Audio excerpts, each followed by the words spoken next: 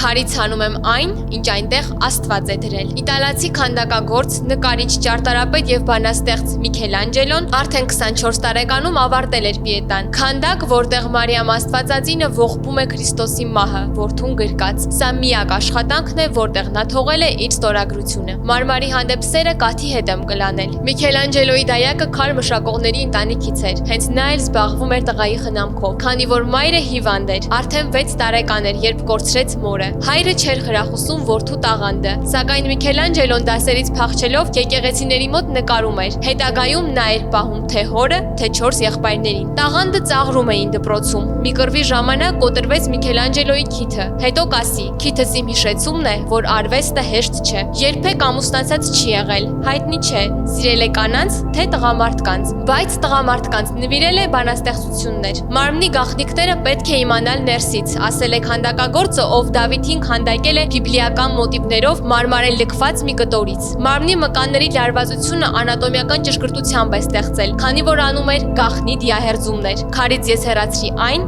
ինչը Դավիթը չէր։ Ծառաները պատմել են, որ Միքելանջելոն կարող էր ներքնազգեստը շաբաթներով չհանել, թեև զգայուն էր այլ մարդկանց հիգիենայի նկատմամբ։ Գրեթե չէր լողանում, կարծելով, որ դա թուլացնում է առողջությունը։ Հաճախ քնում էր հագուստով, կոշիկներով, քունը համարելով ժամանակի կորուստ։ Ամեն ինչ միանշանակ չէր նաև հոգում։ Խավարի մեջ եմ ապրում, կրկնում էր Միքելանջելոն։ Նրան հետապնդում էին կատարյալ լինելու մոլուցքը, մենակության զգացումը։ Տաղանդը ձեռքբերում չէ, այլ բեռ, ասում էր նա։ Սիկստինյան կապելլայի առաստաղը նկարել է գրեթե միայնակ, պառկած դիրքում մոտ 4 տարի, անընդմեջ ֆիզիկական ցավերով։ 71 տարեկանում Միքելանջելոն ավարտել է Սուրբ Պետրոսի տաճարի աշխատանքները։ Ես հանձնում եմ հոգիս Աստծուն, մարմինս հողին, ունեցվածքս բարեկամներիս։ Միքելանջելոն մահացավ 88 տարեկանում։